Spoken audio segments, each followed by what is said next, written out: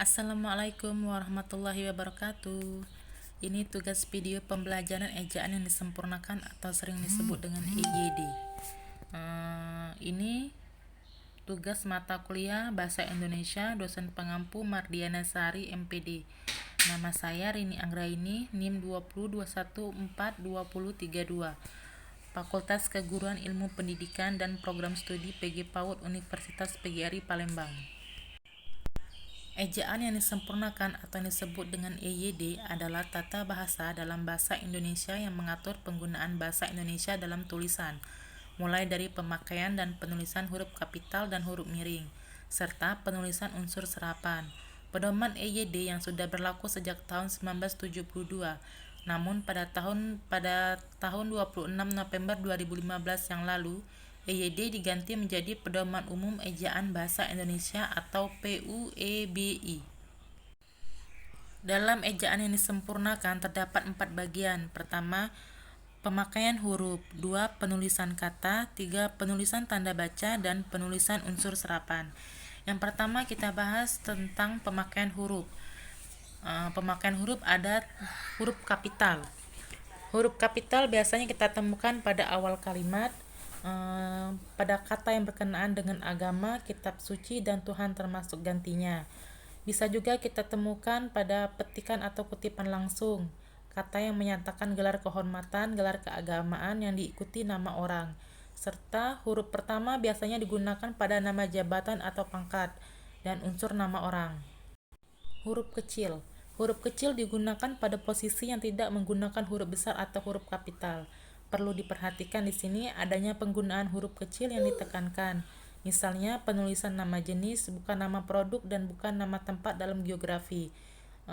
Contohnya kunci Inggris, bukan kunci Inggris asal negara. Pisang Ambon, bukan pisang Ambon, Ambonnya bukan dari nama daerah. Kemudian huruf miring. Huruf miring digunakan dalam cetakan dalam tulisan tangan atau ketikan yang dicetak miring, diberi garis bawah tunggal. Menuliskan nama buku, nama majalah, nama surat kabar yang dikutip dalam karangan, dan menegaskan atau menghususkan huruf bagian kata atau kelompok kata, dan menuliskan istilah ilmiah atau ungkapan asing kecuali yang sudah disesuaikan dengan ejaannya. Di sini saya sudah terangkan dengan contoh-contohnya. Bisa dibaca contoh-contohnya yang sudah saya tuliskan di sini.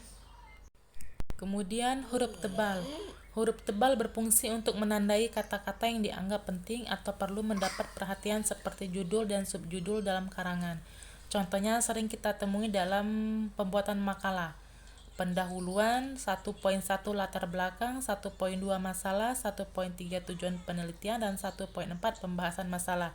Itu semuanya menggunakan huruf tebal. Ada pelafalan huruf.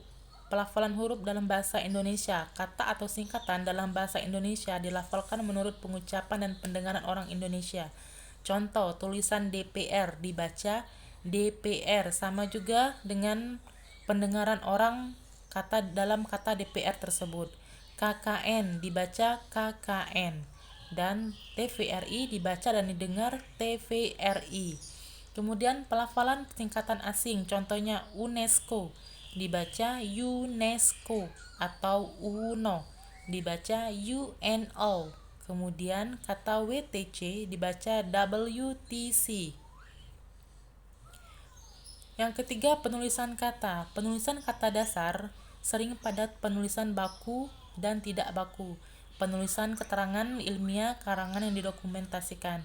Contohnya ini ada kata yang benar, ada kata yang salah. Akuarium, tapi kata yang salahnya akuarium. Objek, kata yang salahnya objek. Dan kata insaf, kata yang salahnya insyaf. Teknik, dan kata yang salahnya adalah teknik. Penulisan kata ulang.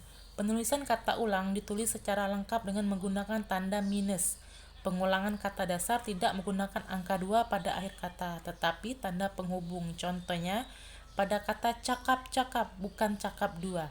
Kemudian orang-orang bukan orang 2. Lalu kata tinggi-tinggi bukan tinggi 2.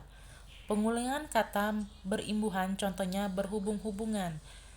Contohnya berhubung duaan. beramai-ramai, beramai dua. Itu yang tidak benar. Kemudian pengulangan gabungan kata. Gabungan kata terdiri dari atas dua kata atau lebih. Jika gabungan kata itu diulang, cukup mengulang kata pertama saja. Contoh, buku-buku berkualitas. Cukup dengan kita ucapkan buku berkualitas, atau gedung-gedung tinggi. Cukup dengan mengucapkan gedung tinggi. Kemudian pengulangan kata, contohnya bolak-balik. Dalam kata bolak-balik ini termasuk pengulangan kata konsonan berubah menjadi vokal. Lauk pauk, pengulangan vokal berubah menjadi konsonan. Kemudian pemakaian tanda baca. Tanda koma. Yang pertama, tanda koma dipakai di antara unsur-unsur di dalam suatu pemerincian atau pembilangan. Contoh, telepon seluler, komputer, dan internet bukan barang asing lagi. Tanda koma dipakai sebelum kata penghubung seperti kata tetapi, melainkan, dan sedangkan dalam kalimat majemuk atau setara.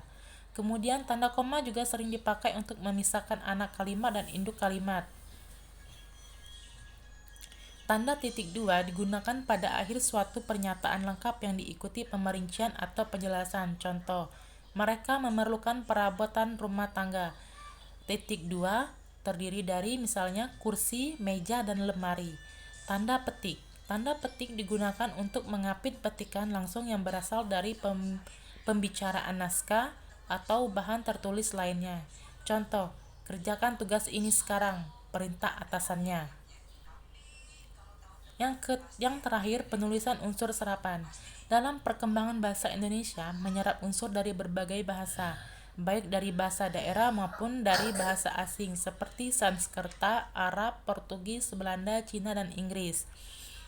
Baik, sekian pemaparan tentang kalimat ejaan yang disempurnakan oleh saya sendiri. Lebih dan kurang saya mohon maaf karena hanya ini kemampuan saya. Saya ucapkan Assalamualaikum warahmatullahi wabarakatuh.